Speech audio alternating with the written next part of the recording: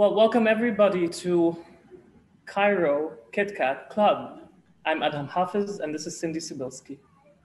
Hello, everybody. We are live from the Goethe-Institut in New York City.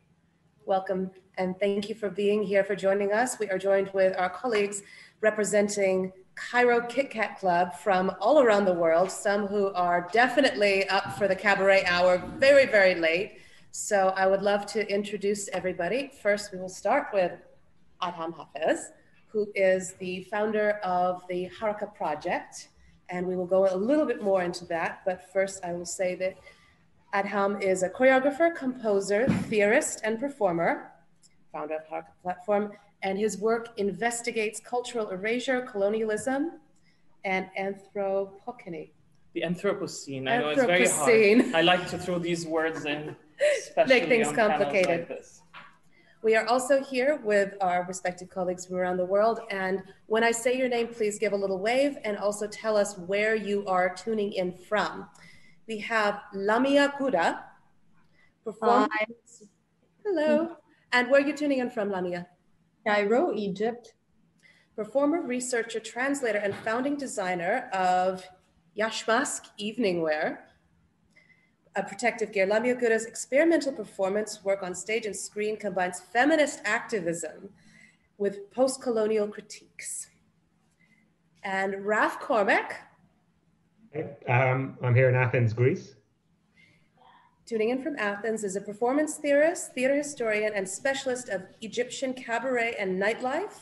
He's the author of an upcoming book, Midnight in Cairo, The Divas of Egypt's Roaring 20s. And very excitingly, that is coming out next year, early next year, February or March at Norton's. So please find yourself a copy. We have Mona Gamil. Hello. Tuning in from? Cairo. From Cairo. Mona is a visual artist, composer, dancer, poet. Her work combines digital interactive environments with live embodied performance. Her work as a solo author and performer scrutinizes art economy and aesthetic canons. And last but certainly not least, we have Adam Kucharski. And you are tuning in from the farthest reaches of our group. Yes, I'm joining you from Riyadh, Saudi Arabia. Amazing. Adam is an urbanist, performer, and artist working on cultural policy and urban regeneration, staging performances and installation work that brings urban studies in dialogue with choreographic practices. So that's our incredible group. And I am Cindy Sibilsky. I'm a journalist and producer with a focus on meaningful global cultural exchange. So I would love to jump right in if everybody would like to begin. First, Adham, will you tell us a little bit about HaRaKa Platform and what your mission is? Yeah, well, so HaRaKa Platform, we started it 15 years ago in Cairo, doing all sorts of performance work, work for gallery setting, theater setting, work that ends up on screen or writing. And now work that is like this, that we're trying to figure out. I have a laptop to my right where I'm VJing and a laptop here that I'm talking through, people in the room, people outside somewhere else watching, people outside the glass. And there's like 1, 2, 3, 4, 5 with people like at home, like different viewerships and relations to this and, you know, levels of this. I'm trying to understand also how I feel sitting in things like this. And I think, yeah, I think that's what we've been trying to do. Like for the past 15 years, we've been trying to figure out different ways of doing performance, specifically choreography and body-based work. We've done work pretty much we worked all over. Like it was based in Cairo, so we did a lot of work in Cairo, in the Arab region. We did a lot of work in Europe and here in the US as well.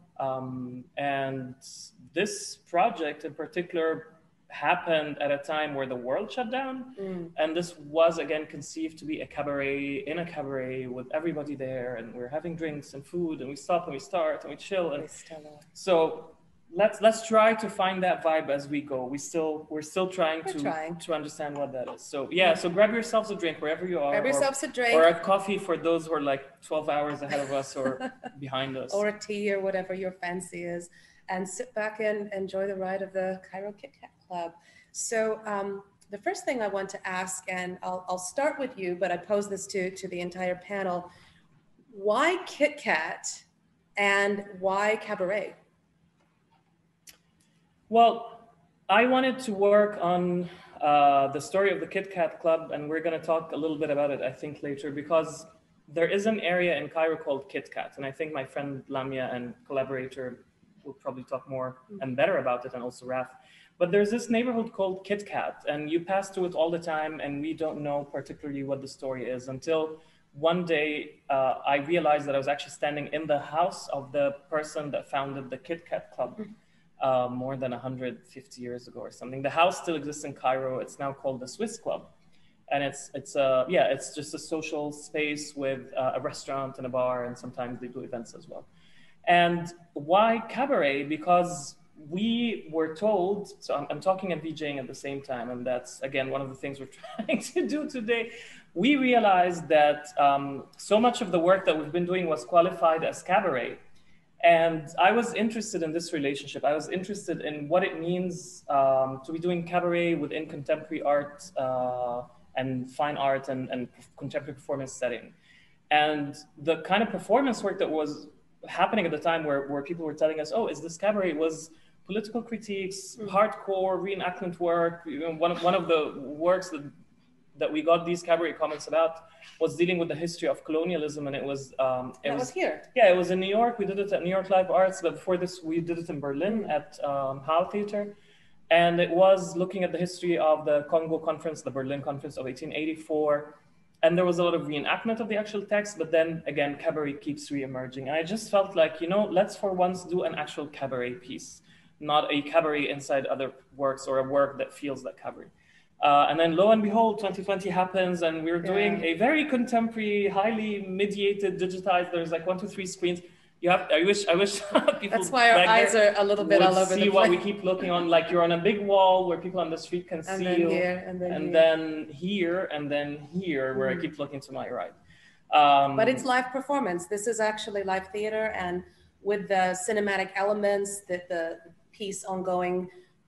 In the window display here will be happening and online from December 11th through the 14th, that will be filmed and edited. So we wanted to have an element of live performance, because that really is what cabaret is.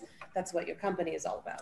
And I think it's also great that there's the function of the chat box in Zoom, because had this been in an actual cabaret, I don't know how many of you know, but like there used to be actually phones on people's tables in old school cabarets. And I like this idea that you can reach out and talk to someone or call someone. I don't know what they use the phones for, but let's imagine that we're in a very nice cabaret and that this little chat box that we have here is a function that our audience could use to write us questions and interact with us. So let's keep this alive. Let's just actually feel that we're together. Absolutely. And I just want to pose this question to the group specifically about the KitKat Club. So it is fascinating that there's a KitKat. There was one in New York. Yeah. That was shut down. Of course, there's the one that still exists, the famous one in Berlin now. There's the one from the film cabaret, but there was an actual KitKat Club in Cairo. So I'd love to pose the question to the group a little more about that and how you were led to this discovery and what was unearthed about this performing arts anthropological discovery.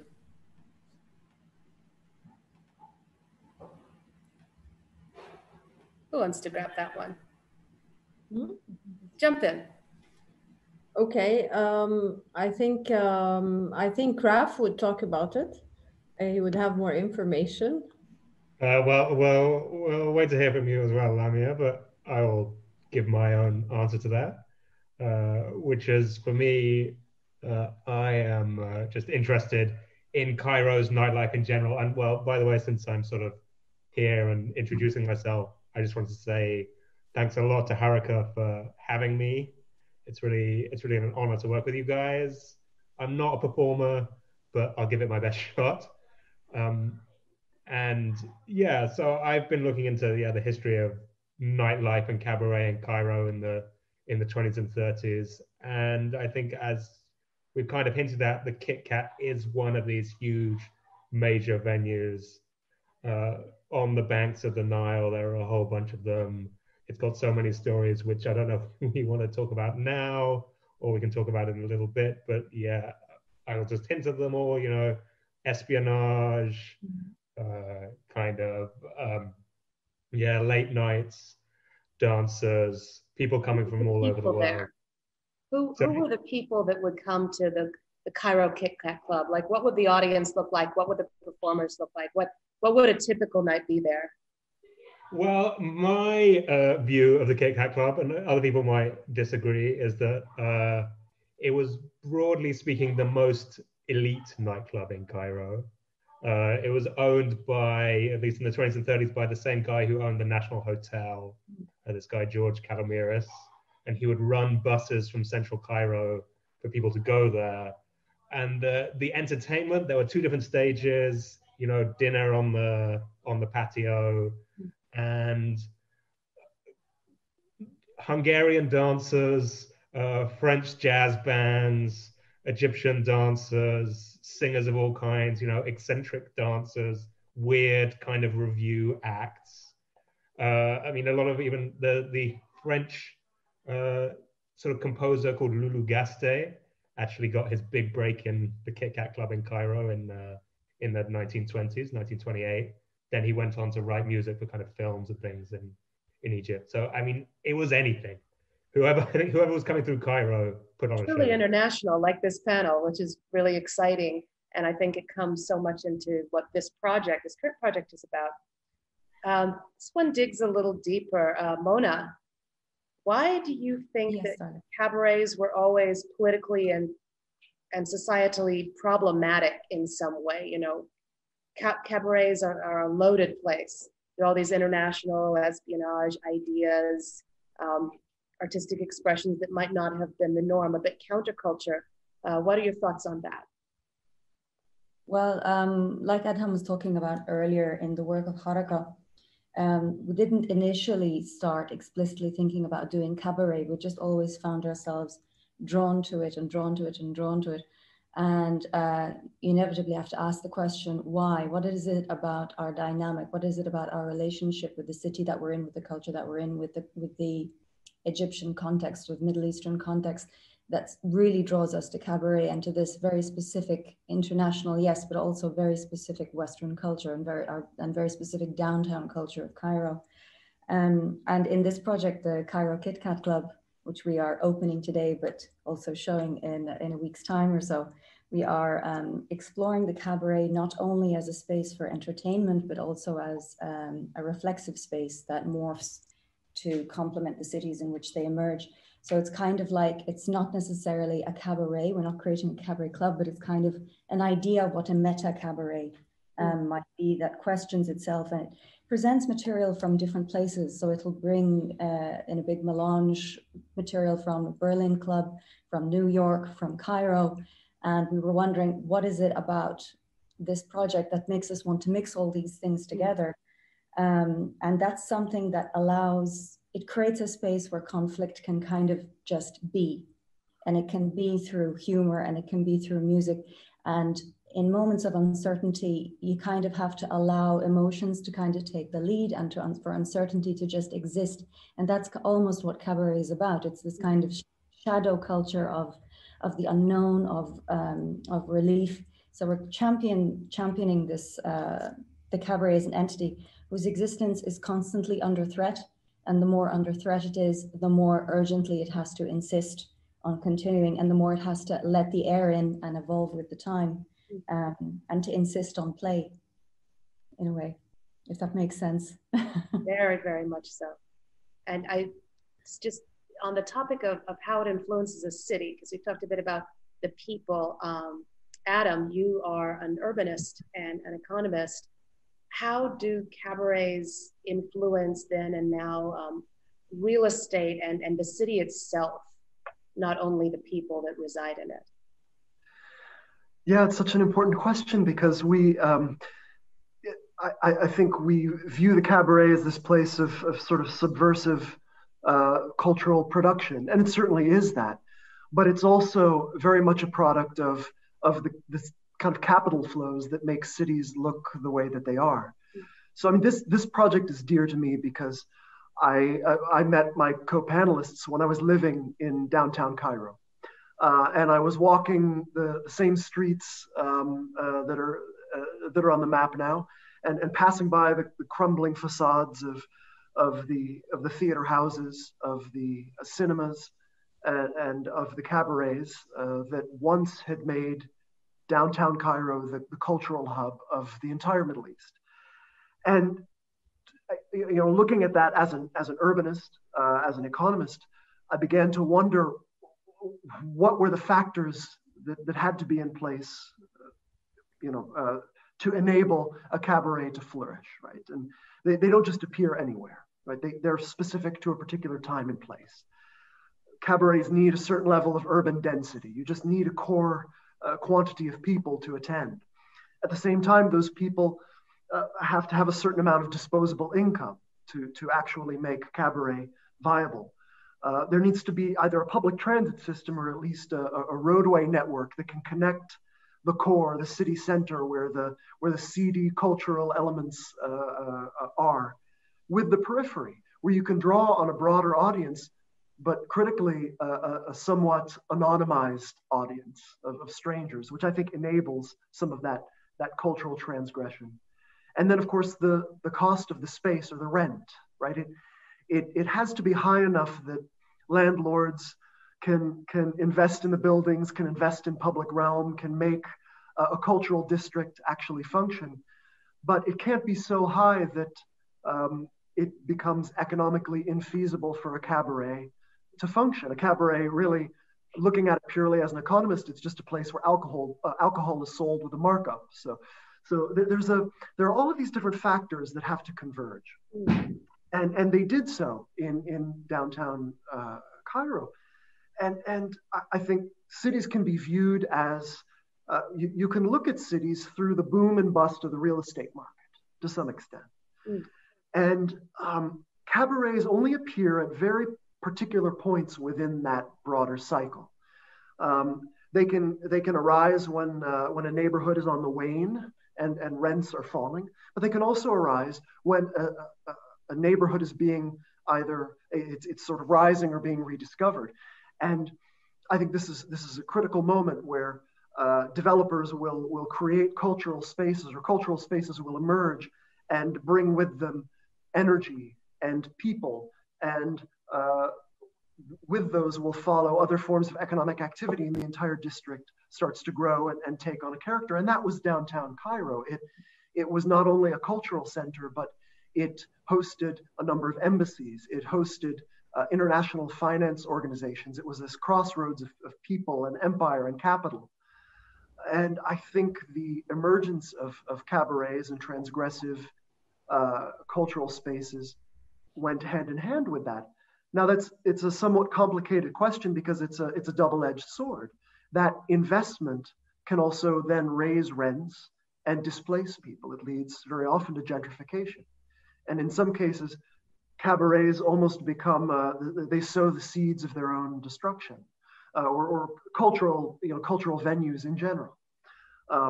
There is a practice in urbanism we call art washing, where cultural entities are used to attract new tenants and sort of mask the operation of real estate capital. And that's even happening in downtown Cairo, where a large private equity has raised phenomenal amounts of money and has purchased old buildings and refurbished them, ostensibly as cultural venues, but I think we may have reason to doubt their commitment to that model. So from my perspective, slightly different than some of my co-panelists, is to see the KitKat, but other cabarets in general, as fascinating bellwethers of broader urbanistic trends. And I think we all need to better understand the ways that cultural venues intersect with real estate capital in ways that can be very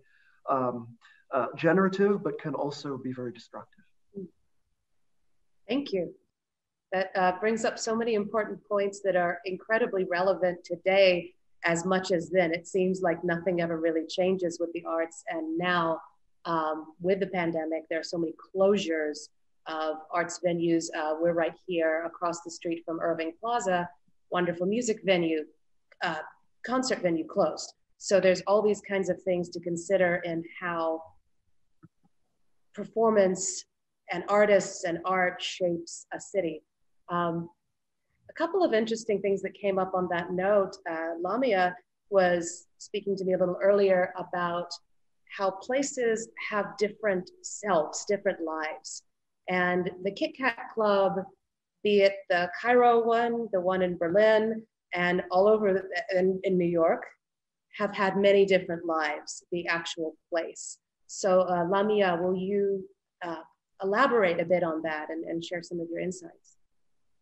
Thank you. Well, what I was saying is that it's interesting how a place can have different lives according to the clientele and the time. So it changes with the change of time, with the change of people, with the change of purpose. And at the same time, at one certain time, you have many people coming for different purposes and using that place for different things. And Cairo's Cabaret, of course, is no exception. It was built by to celebrate the victory of Napoleon in Egypt. So it was a colonialist establishment, and there was even an arch of triumphal arch, Arc de Triomphe, I'm sorry, there, and it was built around it. And then it changed. It started inviting many people. So the clientele was not only the French over there, but then other people. And one thing you cannot stop or deny is the amount of art it made and produced. So, because art is stronger than anything and more, it's an amazing thing. After that, in the 70s, I think, or the 60s, Abdel Nasser actually demolished it, and there's a mosque instead of it. The thing is, the change is so drastic, and the way the place is used is so big that when you stand there now, I went to shoot the puppet that you will see maybe in the in our performance. You cannot believe, you would ask yourself if this place really existed, or if you're imagining, or if people are lying, if this is a real story, or if it never happened. There's a bus station. There are people who are doing other things, nothing to do with arts. So yeah, the ghost of the place is I'm very emotional about the idea of the ghost of the place. Also, the KitKat was problematic somehow, because it doesn't have usually documents such as audio, video, photography always help. But with the KitKat specifically, we don't have much pictures or anything. So what we have are archives, military archives, or intelligence files, whether by the British, the Germans, the Egyptians. And you don't know if you should believe them, because each one of them is biased for some reason. So you really don't know who to believe. And the only thing is left is a few movies and people talking about it. So who to believe? Should we believe the folk stories, or believe the archives, or movies, art as a form of alternative archive or alternative memory of the place? Or perhaps believe the artistic interpretation that is happening now, which might be an amalgam of all of that. Speaking of reality, it's just reality. So that's my belly dancer. Oh, her name is Karantina, and she's going around the place. So there's a metro station being built right now. Amazing. Speaking of transformation of the spaces, of course, there was the KitKat here in New York that was closed under Giuliani. And then the KitKat Club in Berlin has recently been in the news because it's been transformed into a COVID hospital. Yes, I forgot to mention this. Yes, it's amazing. It's amazing. And I would have loved to be in Berlin now and see how it feels to be there now. And not that it's a funny or happy occasion, of course, but it's been used for different purposes. Think of a club turning into a mosque, a club turning into a hospital. And on that note, we have some really exciting news that the company has been given permission to film inside the Berlin KitKat Club, the only existing KitKat Club, which has never been allowed in its history. They will take your phones so no one films. And this company has been given permission. Like, how does that feel? Well, I mean, thanks to a friend in the room here and friends over there in Berlin. It's really crazy because the KitKat in Berlin is a place that I love and I've been to, and I just have absolutely no idea how it will be a COVID testing center. It is so miserable, like they were saying. I mean, one club is demolished and a mosque is built, and another one I played earlier. I can put it back in shortly. The New York Times article from 2000 when Giuliani shut down KitKat here in around Times Square, and it was like at a time where a lot of things were being shut down in a quote unquote a cleanup of the city act, and it reminds me of things Adam was just saying, how these things are tied not just to like the desire to establish a venue or it's not always related to an artistic movement. It's also related to capital, and it's related to urban planning and zoning laws and things as very as pragmatic as practical as this, sadly. And then now with the pandemic, with a lot of not a lot, practically all performance art spaces are shut down most of the world. I mean, in Egypt things reopened, but the fact that that this is happening in KitKat, and when we spoke with them to film, I mean, we still cannot even, like, the pictures that I saw, one picture only today, my colleagues in Berlin sent it to me, and it's a very long waiting line outside the KitKat, which I remember I stood in that long waiting line. But this time to get the nasal and swab, this time it is to get the nasal, exactly. Not have a sexy good time. No. We were discussing, there were some, may I say this, there were some rooms in the KitKat Club, kind of fetish rooms, doctor and nurse fetish themed nights, and now of course there's actual doctors and nurses. So that speaks so much to what all of you were saying about how this is political, urban, it's sociological, it's everything, and how places change and people do too, and what the uses are for. I wanted to ask about certain important moments in Egypt around this time, and I'm gonna ask the boys this question collectively, if you all will all chime in. This is about, Egypt was really kind of a major world force at the end of the 19th century into the 20th century. There was the Suez Canal. It was in a higher financial position, kind of a hub of the cultural world as well. Cinema was happening.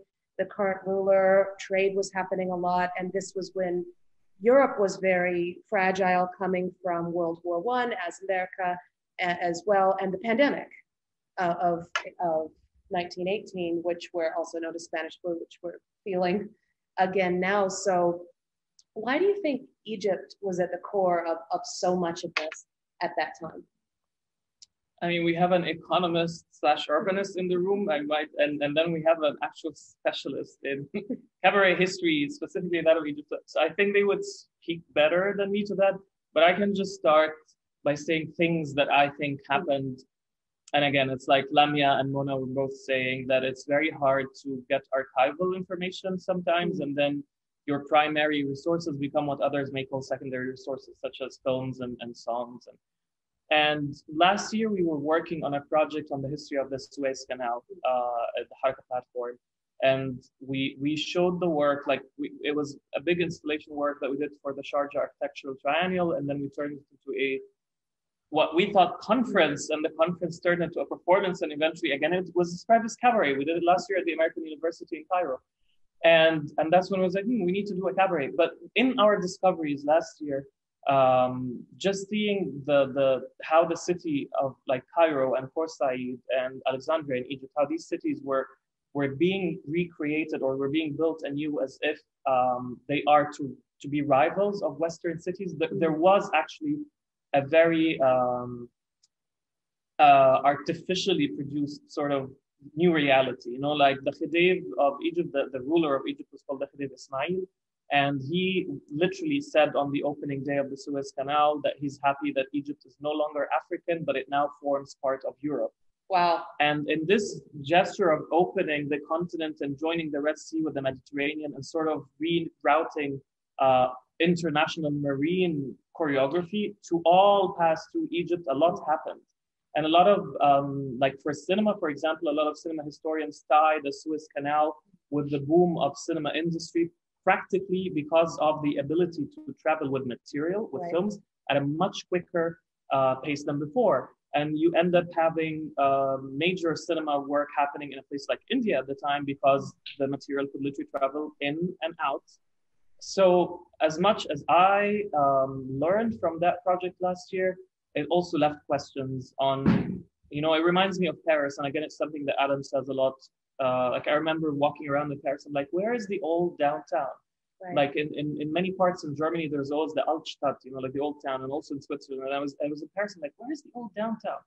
And then we had a conversation about what parts of old downtown were actually erased in order to build the beautiful, what we think is beautiful Paris, which is the Haussmannian Paris. And how the ruler of Egypt at the time also wanted to build this new Khedivial Cairo, the downtown Cairo, which I showed. I'm going to bring up again some of these images of the old buildings and the old boulevards in Cairo that were meant to rival those of Paris. So there actually was a competition. But again, now I shut up and let the specialist talk. I'll put some images. I'll go back to my artistic labor. All right. Adam, would you like to start? And then Raph, I would love for you to also chime in. Well, sure. I mean, I was just responding to your question about how Egypt found itself in that position of sort of global renown. I mean, I think as much as it came from the genius of Egyptians itself, it was also a function of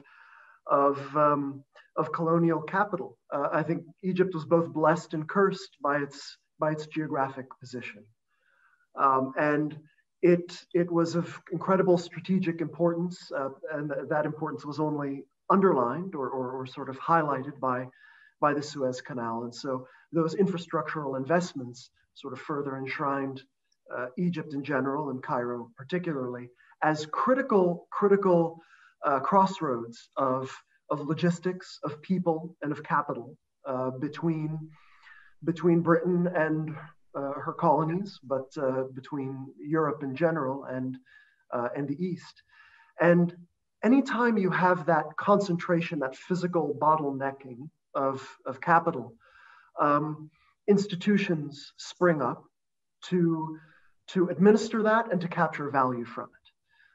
And so Cairo was the Khedivial capital of Cairo. Had this remarkable architecture, a lot of it hearkening to Viennese and French architects, and hosted the headquarters of major insurance firms that would ensure, would sort of safeguard British possessions around the world.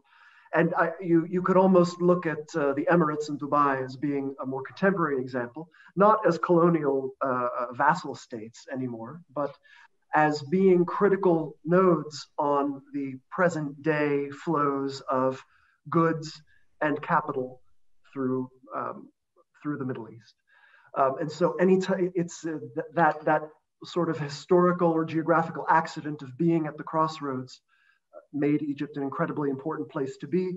And it was a place where a great deal of capital settled, but even more capital moved through. And we obviously can't forget that led and entailed the immiseration of countless everyday Egyptians through that process. So that's my 2 cents on the matter from a macroeconomic perspective. And from a more micro, that's a beautiful segue, Raph, because you know more about the people that were part of this. Can you speak to that? Why this was such a hub of the world? Yeah, well, I would echo basically everything that Adam said first. And I was also thinking, as you were saying it, was Cairo the Dubai of the 19th century? And maybe it was. But in my view, after the First World War is when all of these kind of, everything comes together to create this like real cultural moment. So we've got all this capital in Cairo already. Hundreds of, thousands of people are coming through the city. After the First World War, there's refugees from Eastern Europe who all, really a lot of them come into Cairo. At the same time, there's a revolution in Egypt in 1919, which had huge cultural ramifications. I mean, it was a revolution for independence from the British, which was eventually won, although somewhat qualified manner in 1922. But it produced this huge local cultural scene, which then melded with all the people coming in from all over the world to sort of create a spark. And then this, all these different kinds of cabarets came up. As Adam said, for a cabaret, you need a lot of clientele, and Cairo had a lot of that. It also, with people coming through, I mean, without trying to be too cynical, there's a lot of great sides to cabarets, but they also chew up and spit out a lot of people at the same time too. And there was a ready supply of people, to be done with it. I mean, some people who really made it big. I mean, so as you're saying, I mean, I'm particularly interested in the stories of the people who came through, and the ones who are well remembered are the very successful ones. And some amazing stories. One woman, Badia Masabni, a very famous cabaret owner at the same time, born in poverty in Damascus. Her father died very young. She had a terrible, terrible childhood, subject to sexual abuse, manages to come to Cairo, make her name first in the theater, then ends up owning a cabaret, then ends up owning a string of cabarets, and kind of dominates the nightclub scene. So there are success stories like that, but there's also a lot of people who fall by the wayside, and they, this ready supply of people, I think, helps. It's much like the film Cabaret or the Broadway play, where you think about that kind of rags to riches, and then there are so many who were left behind, so many stories that we wouldn't know just because there wasn't enough documentation. And to that, I wanted to ask Lamia and Mona about that. Has this been difficult to trace? Or, we've spoken a little bit about how it's relative to what you get, but do you think that any of that has to do with the fact that it's seen as a little more lowbrow? It's not the opera house, it's not that kind of history, and it hasn't been documented so well. So can you speak a little bit to your research and the kind of digging you did, and why you think perhaps some things fall to the wayside, some of those stories are missing?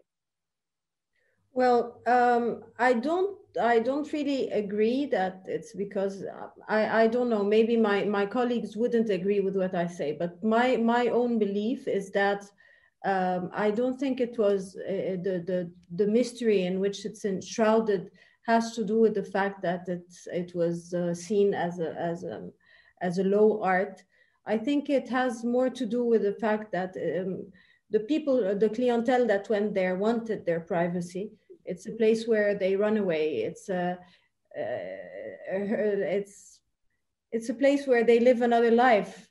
So probably that's one thing. Maybe technology at the time, I don't think it was very common to have loads of pictures, or I don't know. And the celebrities who went there, like big celebrities, politicians. Josephine Baker went there, Anita Berber went there, but there are also, the king used to go there, and I don't think he wanted to he wanted to keep a low profile, probably.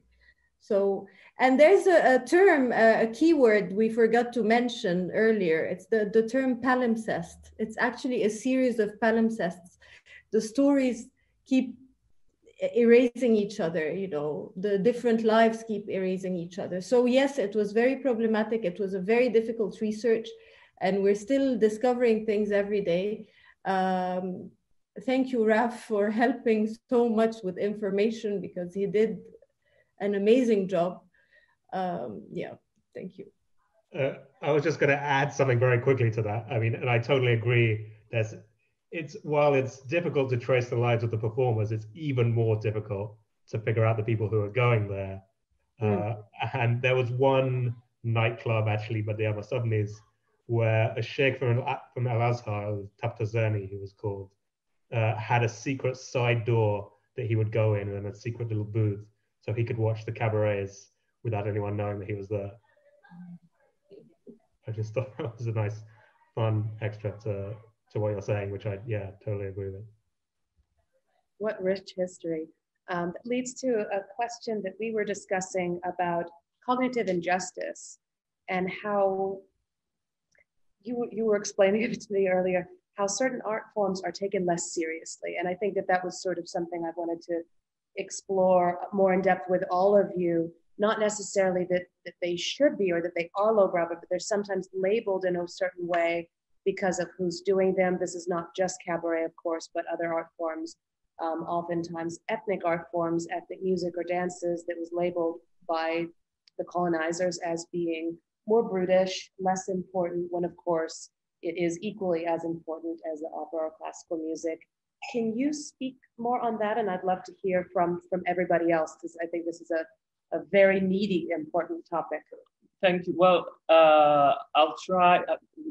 We were trying to discuss this before we started. I was like, how can I talk about this concept without this turning into a little lecture and just keeping it communicative and fun? And I think it's good to give examples. So I'm going to say the example I'm going to give first, and then I'm going to go back to what I'm going to talk about. I want us to think for a moment, and maybe my colleagues here, Lamia and Mona, would want to look at the Manifesto of the Serialists in Cairo in 1938. But before we go to this example, I'll say why I think this example is important. I think as simple as this, some people and some bodies are seen as less relevant and are seen just as not critical, you know? Like if I'm giving a lecture wearing exactly what I'm wearing, it's not going to be taken as seriously as if I'm putting a suit and a tie on. And that's one of the reasons why we all decided today to dress up like this is to try this, you know, to see how can we still produce theory? Can we still generate knowledge? Can we share information? Can we talk about archives?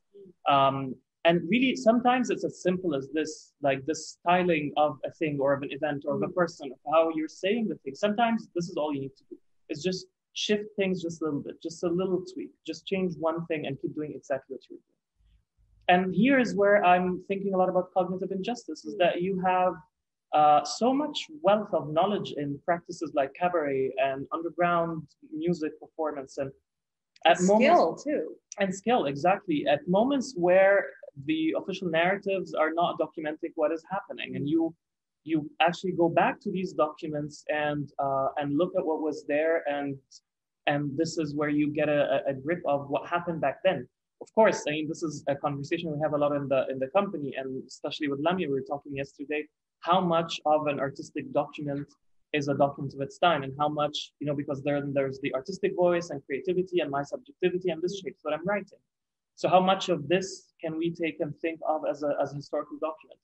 Well, I mean, I would also think of certain official narratives of many states and countries where the official narrative is just as designed as an artistic object would be. And we've seen this so many times, and we've seen artistic practices that now we think of as masterpieces, we've seen them rejected. And that's why I go back to think of serialism, when the work of so many radical artists in Europe was rejected, and not just rejected, it was burnt in public, it was destroyed, it was attacked, and these people themselves were prosecuted. And what happened in Cairo is that a group of artists in 1938, artists, lawyers, and journalists, formed a collective to try to protect and lobby on behalf of these Western artists that were at the time facing these extreme fascist measures. And this is maybe where I actually should describe it less and put a copy of the Manifesto of 1938 on the screen and invite my colleagues to perform it for us.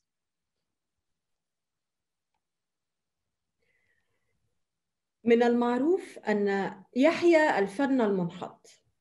من المعروف أن المجتمع الحاضر ينظر بعين الاشمئزاز إلى كل خلق جديد في الفن أو في الأدب، طالما يهدد النظم الثقافية التي تثبت قدم المجتمع، سواء أكان من ناحية التفكير أم من ناحية المعنى.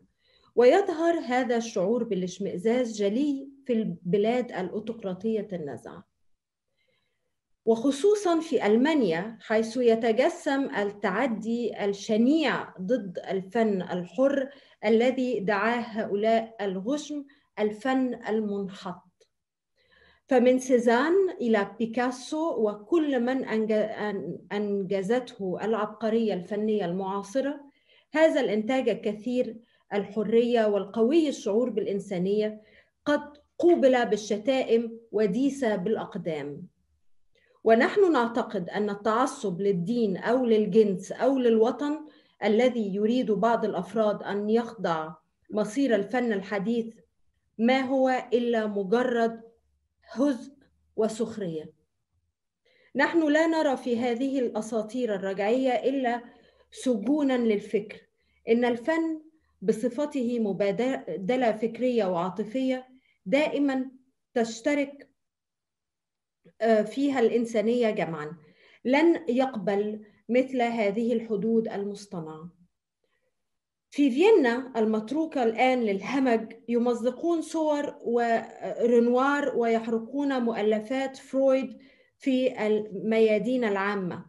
إن ألمع منتجات كبار الرسامين الألمان أمثال ماكس إرنست وبول كلي وكارل هوفر وكوكشكا وجورج جروس وكاندنسكي قد صودرت وأحل محلها الفن النازي العديم القيمة. كذلك في روما أخيراً قد شكلت لجنة لتنظيف الأدب، وقد قامت بمهمتها وقررت سحب كل ما هو ضد القومية وضد الجنسية، وكذلك كل ما يدعو إلى التشاؤم. يا رجال الأدب ويا رجال الفن، لنقف معا ونقبل التحدي. يجب أن نقف في صف هذا الفن المنحط ففيه كل آمال المستقبل، لنعمل لنصرته ضد العصور الوسطى الجديدة التي يحاولون بعثها في قلب أوروبا مرة أخرى. وقد وقع الفنانون والكتاب والصحفيون والمحامون على هذا البيان، وأسمائهم كما يلي: إبراهيم وسيلي، أحمد فهمي، إدوارد بولاك، إدوارد ليفي، أرمان أنتيس، ألبير إسرائيل، ألبير كوسيري، تلمساني، ألكسندرا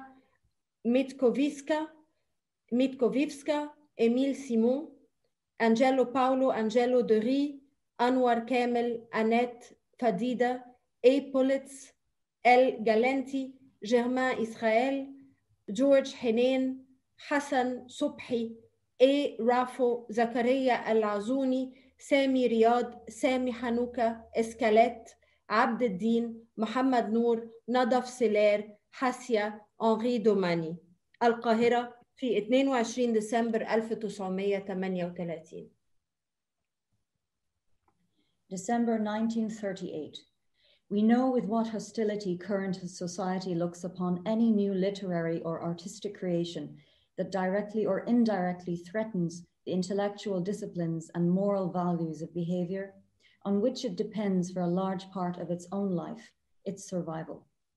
This hostility is appearing today in totalitarian countries, especially in Hitler's Germany, through the most despicable attacks against an art that these tasseled brutes promoted to the rank of omniscient judges qualify as degenerate. All the achievements of contemporary artistic genius, from Cézanne to Picasso, the product of the ultimate in freedom, strength, and human feeling, have been received with insults and repression.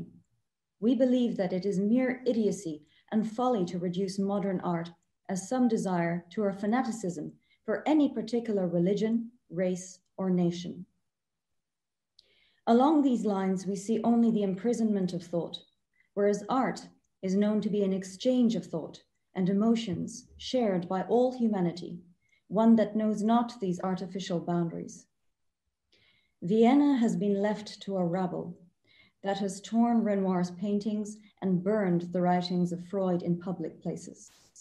The best works by great German painters such as Max Ernst, Paul Klee, Karl Hoffer, Kokoschka, George Gross, and Kandinsky have been confiscated and replaced by Nazi art of no value. The same recently took place in Rome, where a committee was formed to purge literature and, performing its duties, decided to eliminate works that went against nationalism and race, as well as any work raising pessimism. O men of art, men of letters, let us take up the challenge together. We stand absolutely as one with this degenerate art. In it resides all of the hopes of the future.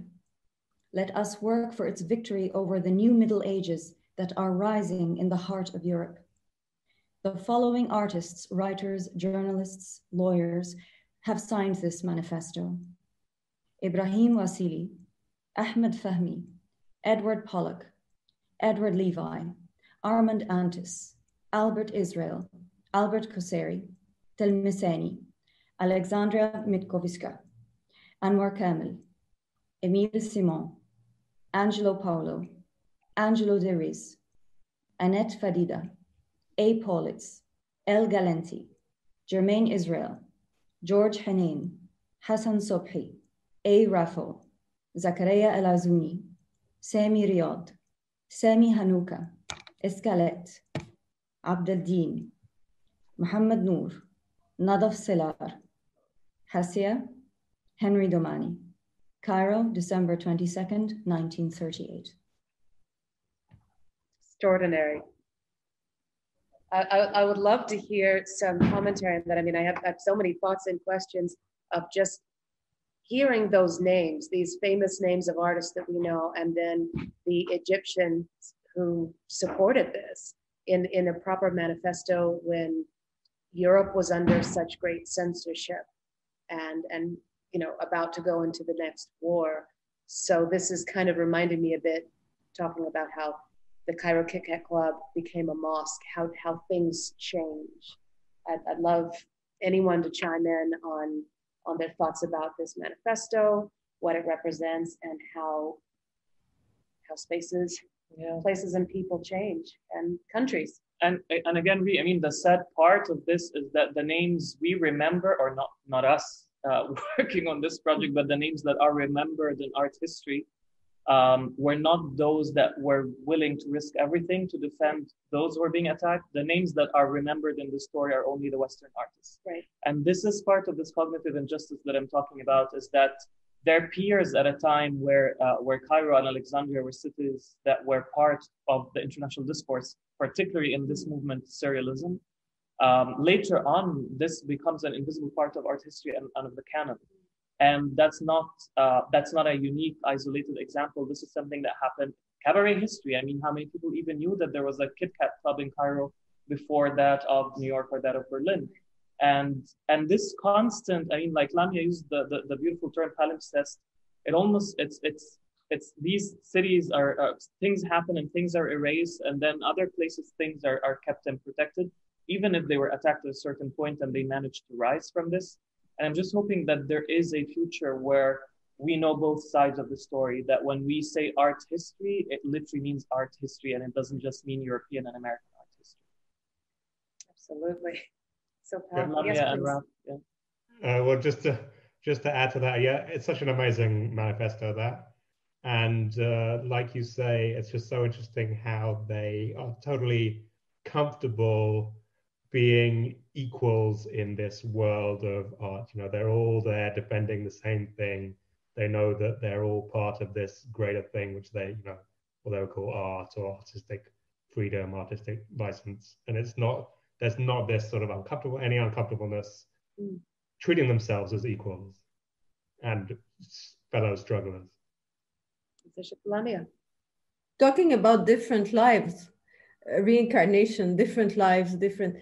It's the world upside down. C'est le monde à l'envers. How would you say that? You know, it's the time where Egyptians are standing with the European and Western artists to help them. So I'll be a party pooper, and I would really love to see the same amount of support from the West to Egyptian artists. Actually, it's very sad to see that one day we were so supportive, and then now to get support from the West, it's always problematic. That's a very important call to action and something that should really be heeded. I think sometimes digging up this kind of history, showing that support had happened is quite interesting to juxtapose about what's lacking today and what needs to be happening in the reverse. So I would love to open it up. If there's anything that anyone on the panel is itching to say, please do. Otherwise, I would really love to open it up to questions of those who we have physically here, or if we have something on the Zoom chat, we can do that. Does anyone have a burning statement they want to say first? I'd like to add a moment of optimism to say that as much as we struggle and we go underground and we create imaginary cabarets, I think at the heart of what we do is an insistence on being here, and the insistence on producing project after project. By some miracle, somehow every year a miracle happens, and maybe we need to articulate this manifesto. But I think the manifesto carries on. So beautifully put, and that is factual.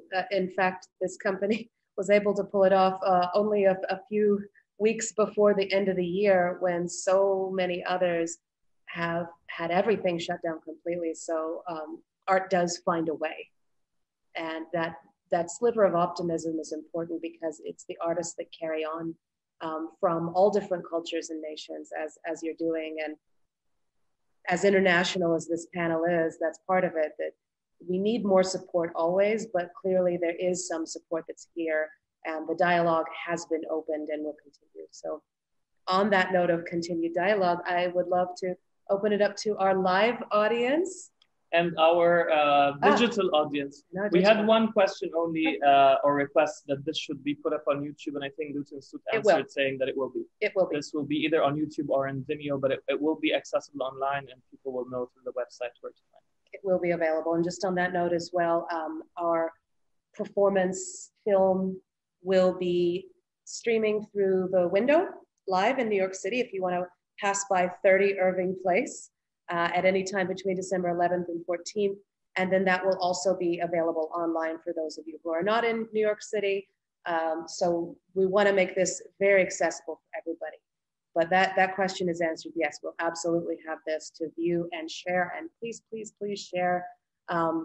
This was put together pretty quickly. So we want to be able to expand this conversation and invite more people into it. So to that, I'd love to open it up. Does anybody in the audience here, can someone give me a good question for the panel?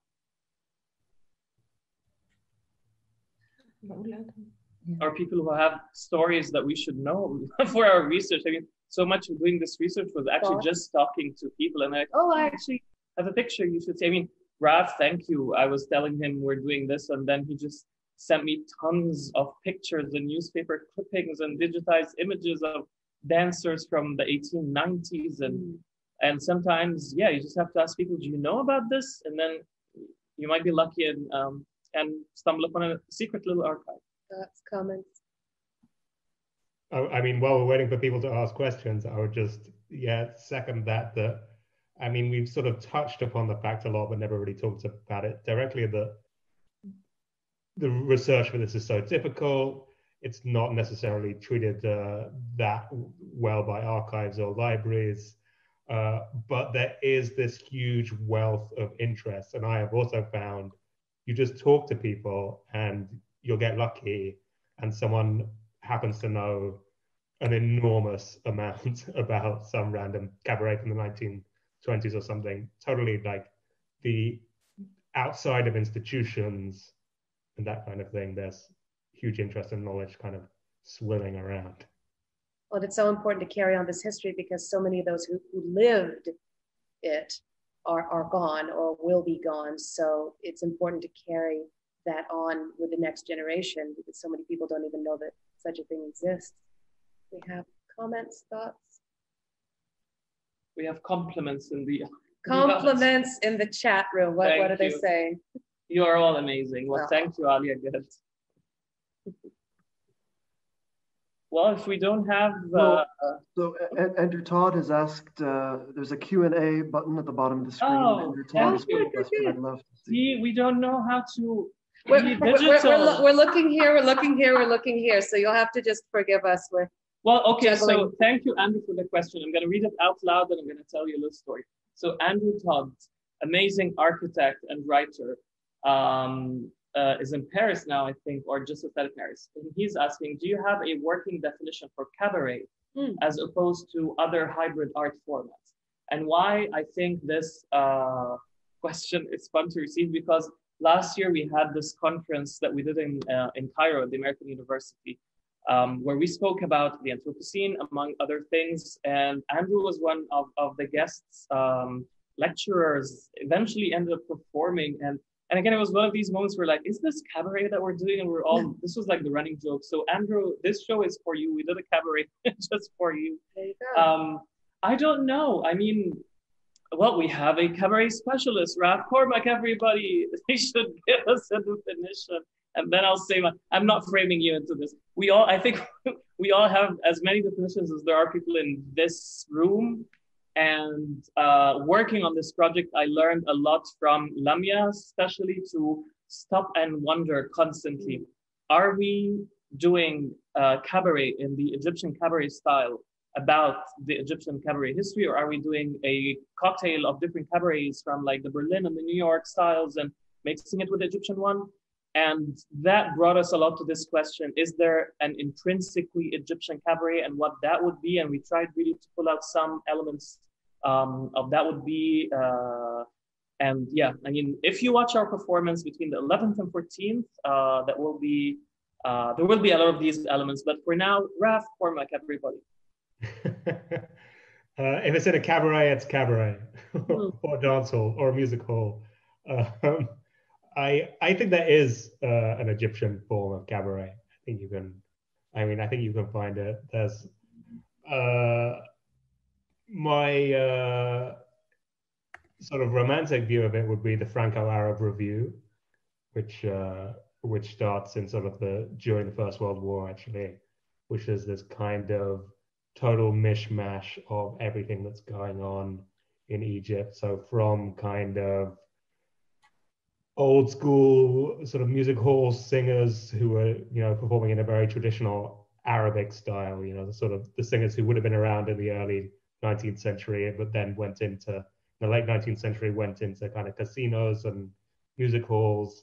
Then in the 1910s, found themselves in the kind of Franco-Arab Review alongside Naguibah Raheni's sort of weird comic sketches full of lots of stock characters from Cairo, alongside a French chorus line. That would be my, if there's an Egyptian cabaret, I think that's a good contender for it. But I mean, one thing that working with HaRaKa, I think, has taught me is that you should feel pretty free to take a definition and run with it. Take your own definition and run with it. I tend to get too bogged down in the nitty-gritty that no one wants to hear about. Or make your own definition, it kind of seems so. Do we have any more questions? Let me see. That was the Q&A. There was a chat. So François Pradel from Paris also is asking, how was the cabaret in Cairo and in the canal town, I think he means the Suez Canal towns, produced by colonialism, reappropriated by the Egyptians against colonialism? That's a wonderful question. Well, so again, I'll answer a little bit and leave space for others. I mean, there are harrowing accounts of how the Suez Canal was being dug between 1859 and 1869. It took 10 years. And how during that period, all these new satellite cities around the canal that were being established in this Western Haussmannian style, almost, with the big avenues and the little cafes and the little bars. And part of this was establishing the first opera house, on the African continent and the Middle East, which was in Cairo, the Khedive Opera House, and building a big national theater. And by national, it meant it was only showing French material. And so there were these two very separate realities. There was workers that were literally kidnapped into this slavery that was just called corvée, and it sounds slightly nicer than calling it slave work or forced labor. And these people were dying while digging the canal and being buried literally where they're digging. And we're talking about hundreds of thousands of humans that died. While just a few kilometers away, there were all these new little theaters and cafes and musicians that are performing this new way of living. So around that event of the digging and the inauguration of the Suez Canal, a lot of indigenous, if we may use the word, or local or regional art forms perished with these people. And in this moment of establishing these new venues, a new performance culture emerged. And as performance slowly moved inwards into the architecture of these theaters and buildings, and performance itself started to change. You know, if performance material was happening on the street, or it was a kind of work that really depends on audience communication and you need to be very close to them, like Ras al-Baladi, or belly, what is called belly dance, which is an approximative term, it's not really the right term. But that is an art form that truly depends on the gaze and playing with the audience and how mutual the gaze is. And when you put this with a big orchestra pit in the middle and you create a fourth wall, it becomes something else. So there was a major impact of this colonialist era with its architecture and the new urban life on performance itself and its ontology and the bodies and the body politics. So this for sure happened, Francois. At the same time, Egyptians are pretty clever, and I think there's this wisdom that comes with being colonized more than once, where you just learn how to flip things around, and then there's power in knowing both sides of the story. So there's power in these musicians being able to play in a Western classical orchestra setup, but at the same time, they know how to play the Arabic scales. They know how to sing the songs that they know the Western audiences want, and then they would sing Aini ala yanni wa khamrit yanni, like the Ismail Yassin song, or other songs, or like much earlier, like the Sayyid Darwish songs, or Shafi'a Lutaya danced for this and that, Badi'a Masabni sang for all kinds of crowds. So there's a lot of wisdom that comes with this, where I wouldn't say it's reappropriation, because some, like Raph said, some just were doing that, and it's not only that there were Egyptians performing there were like French and Greek and German, excuse me, all sorts of people performing in these spaces. So it was a pretty different reality, and Cairo was a very different world from that one today. And when you look at the letter from the Manifesto that we read, the one from 1938, you see how diverse the citizens of the city were when you just listen to their names.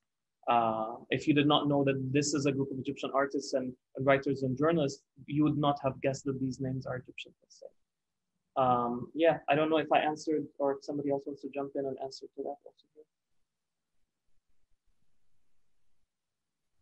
Maybe the rest of the panel have a thought. Yeah, and meanwhile, I'll read another question. At the beginning, Raph said, so this is from Paula Sibilsky.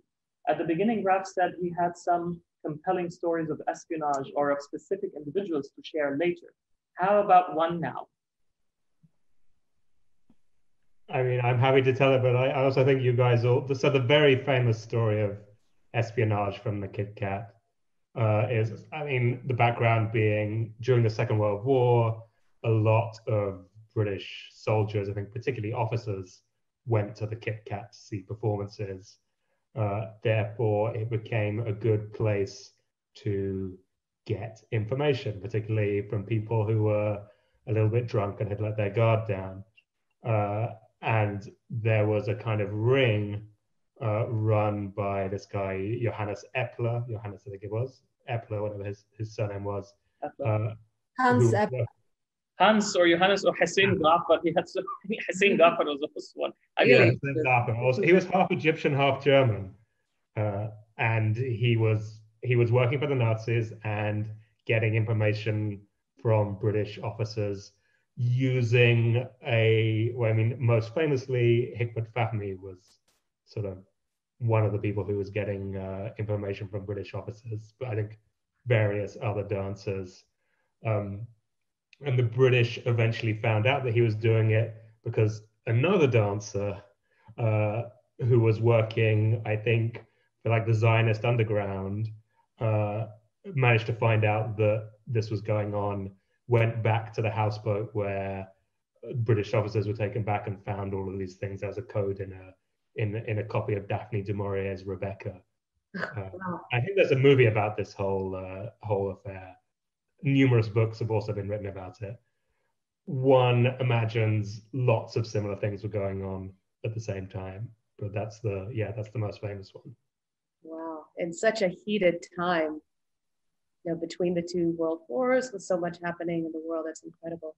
I'm screen sharing one of the fun things that we found during the research. So this is a recently declassified document that we also use for the research, which if you come to the performance between 11th and 14th, I will not stop doing PR until you come. You're going to learn more, and you're going to see a lot more of these fantastic, crazy, special, one and only documents that we dug out. Declassified, right? Declassified. This is important. Everything we're doing is legal. Yes. Everything. So if that's not a perfect plug to tune back in from the 11th to the 14th, keep checking the website and see when we have this link up to this conversation if you want to dig a little deeper or share it with others. And also certainly check back in either in the window display itself out here at the Goethe-Institut in New York City or online and see the performances, the fruits of the labor of all of this research and development and artistry and cleverness and brilliance. And with that, I'd want to just say either if anybody else on the panel would like to say a final thought or word, please, this is your soapbox forum to do so. I'd like to say thank you, everyone. Thank you, New York. Thank you, Goethe-Institut. Stay safe, take care of yourselves. And we're distant. It's about cabaret, the most personal place, the most personal places in the world. But unfortunately, we're distant. But we still managed to have our little Zoom cabaret. So happy to be together, but far. And take care. And a little thank you as well to other invisible partners that are not here today, but they have been crucial to this, which is La Mama Theater here in New York City and in Cairo, Al Hilal Foundation, as well as Sundance Institute here in the US that helped bring all the moving parts of the project together. And I'm reading at their last. We thank you all. We are cabareting in distance from Rachel Cooper and Sarah Al-Minyawi. منورين الشاشة إيه الجمال اللي انتوا فيه ده. You light up the screen, how beautiful. Oh, thank you everybody for these wonderful compliments. And thank you, Cindy, for moderating this. It was such a pleasure. And I wish this is when we all would just get up and dance. Maybe we should. Maybe we should. Or have a drink or something, but or disappear. Or disappear and wear your yash mask. Wear your yash mask, yes. And also thank you for yash masks, which are these gorgeous masks, which you'll see in the performance, and we will have some of them available in the city for those who would like them as well. Designed by our very own celebrity masks. Bling bling. Yes. Well, on this glittery bling bling, let's bling bling into the night. And thank you for staying up so late, everybody across the oceans and the seas. Sounds very dramatic, but it's true. I've never had an event where I'm talking across oceans and seas. It's very poetic and exhausting for you, but thank you. Everybody's in the real cabaret hour who's on this panel, so thank you so much for staying up late. Now you can have your glass of wine or champagne or whiskey or just go to bed. Thank you, everybody, for tuning in. Please check back in to the website and come back and see us for the performance. Thank you. Thank you. Good night, everybody. Bye. Good night. Bye, everyone. Thanks. Bye.